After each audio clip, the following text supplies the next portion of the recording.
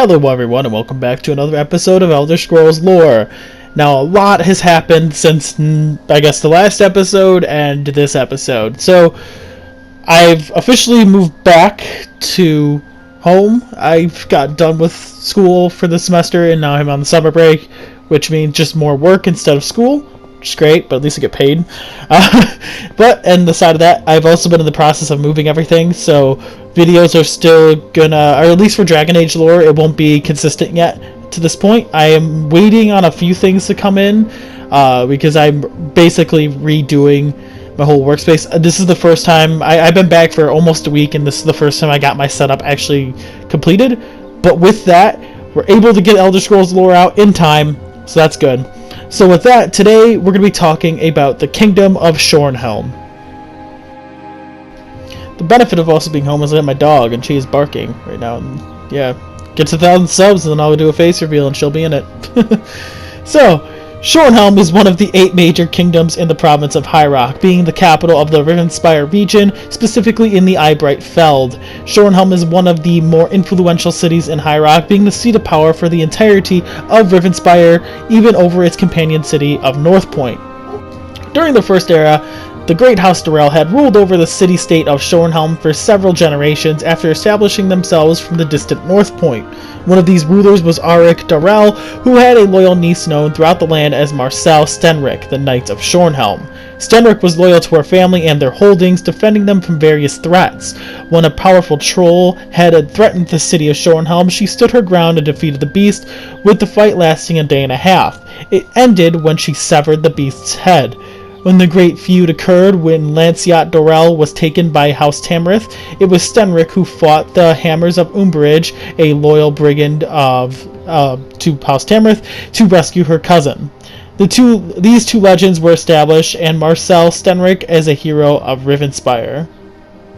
Now, during the Second Era, the sage born as Gyron Verdangoret, I don't even know, whatever, is well known throughout Tamriel as a champion and a counselor of magic. Gyron, I'm going to just go with that, was born into a poor family from a humble village of Moongard. From a really young age, Gyron was skilled in the arcane arts more so than a typical Breton. This would begin his journey in learning more about the magic surrounding us, and by the time he was about 1 year old, he was able to levitate the family dog. He was eventually taken to go training at by his local wizard, though he was able to surpass him and able to seek out the Mages Guild in Shornhelm. After traveling through the Carillion Mountains, Gyron had arrived at the city gates of Shornhelm, the first city he had ever visited. At the Mages Guild there, he took lessons from Morkletter, the guildmaster in Shornhelm, but even then Gyron surpassed the Mages Guild, leaving his homeland and studying at the Crystal Tower. Now, a common consensus in Rivenspire was that King Hurlbert Branket was the greatest post-Riemann leader for Shornhelm, ruling from 522 to 546 of the Second Era. He led Shornhelm at the fateful Battle of Grandantor, and Hurlbert was the 21st leader of Shornhelm, belonging to House Branket. In the aftermath of the Black Drake's invasion, King Hurlbert joined the newly formed Daggerfall Covenant, an alliance at this point consisting of the kingdoms of High Rock.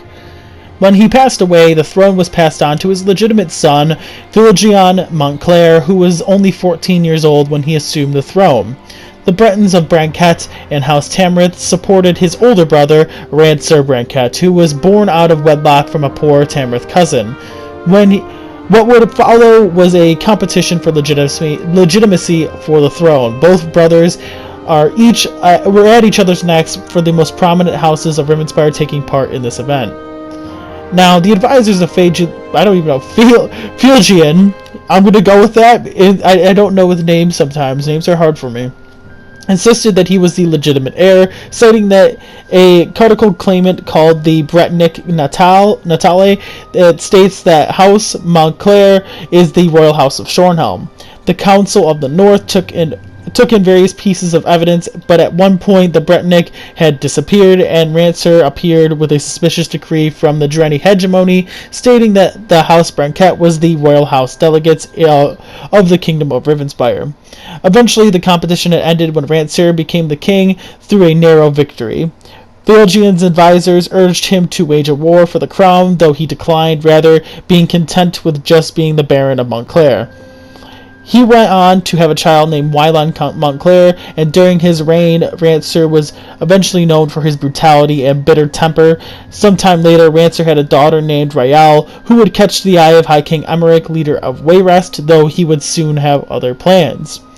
To further establish the Daggerfall Covenant, Emeric of Cumberland married Maria, the Princess of Sentinel, to form an alliance between High Rock and Hammerfell. Knowing that his daughter was rejected, Rancer was furious, and he withdrew the Shornhelm ambassador from the court of Wayrest and did not attend the wedding in 566 of the Second Era. After the wedding, the Covenant flourished from trading, but all the while Rancer amassed his army throughout Ravenspire with the help from the houses of his kingdom. On the last seed of 566 of the Second Era, King Rancer's war had begun with the siege of Wayrest. Rancer utilized the Old Gate Lancers to fight at the forefront and the siege weapons to break down the wall. Though eventually the forces of Ravenspire were pushed back into their territory, where the city-state of Shornhelm would be razed by the Daggerfall Covenant and their new allies, the Orzamer. As time went on, the great houses of Ravenspire withdrew from Rancer's army. Both houses, Tamrith and House Durrell, had left the conflict with minor factions such as House Ravenwatch, never even taking up arms in the first place. Despite the feud for the throne, House Montclair remained with Rancer to the bitter end, all the way to his demise and even afterward. With their forces overwhelmed by the Covenant and the Orcs under Carag Grobakrak, Rancer's army was pushed into Mark Wasted Moor, where their army was nearly obliterated. With what the little they had, they escaped to a nameless Tor, where Rancer took a serious initiative. With the help of his court mage, Rizal Jewel, Rancer turned his remaining soldiers into immortal warriors as the Orcs were demolishing them. Before Rancer could complete his ritual, he was killed by General Deathieu, who spilled the royal blood that made the ritual backfire, turning everyone into undying skeletons. To this day, Rancer's spirit remains there, taking a position of the Tor in case of an attack by Emeric. This nameless Tor would eventually live in infamy as the Traitor's Tor. In the end, the Kingdom of Ravenspire had given up on the fight, joining the greater Daggerfall Covenant. The city-state of Shornhelm was left without a king, leaving the Council of the North to leading the region.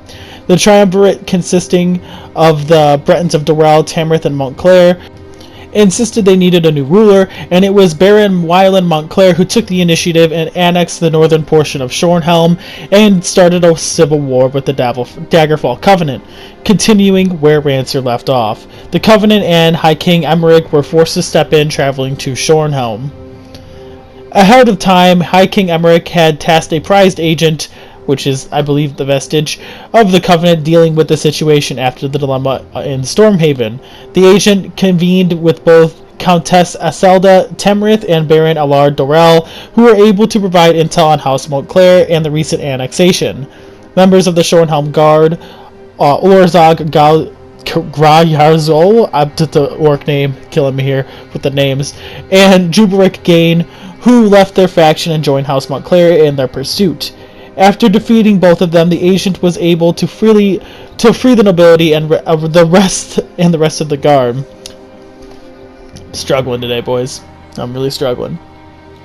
Afterward, Vanderus Ravenwatch had intervened, attempting to confront Rizal Jewel at the Fevered Mews. Both the agent and Ravenwatch fought waves of blood fiends and Montclair warriors until Rizal Jewel escaped into the Eyebright Feld, once Emeric arrived at Shornhelm, beginning the war against the great house Montclair.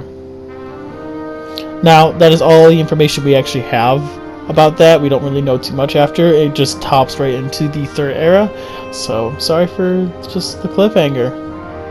Couldn't find any information about it. But regardless of which, we have more information to talk about. Now, during the reign of Uriel Septim the Fourth, I always get confused by that. I don't know why. It's the Roman numerals. I know how to read Roman numerals, but it's in the Third Era. The Emperor was at odds with the Elder Council, and since he was the indirect heir to the throne, his parents were Catrius Septim and Galavir Lyriat, a noble of Shornhelm. Once Uriel IV had passed away, the Ruby Throne would have be passed on to Andorok Septim, but he was voted off the throne by the Elder Council, and he would be tossed aside. This caused controversy with Andarach's supporters who fought against the Imperial forces. In response to this, the Elder Council had granted Andarach's leadership of the Kingdom of Shornhelm, where his family ruled over ever since. The Ruby Throne was then passed on to Andarach's cousin, Sepphoris Septim II. Andarach Lyriat and his family would rule over Shornhelm for quite some time. Now, if his family has ruled there ever since, I have a video on it actually.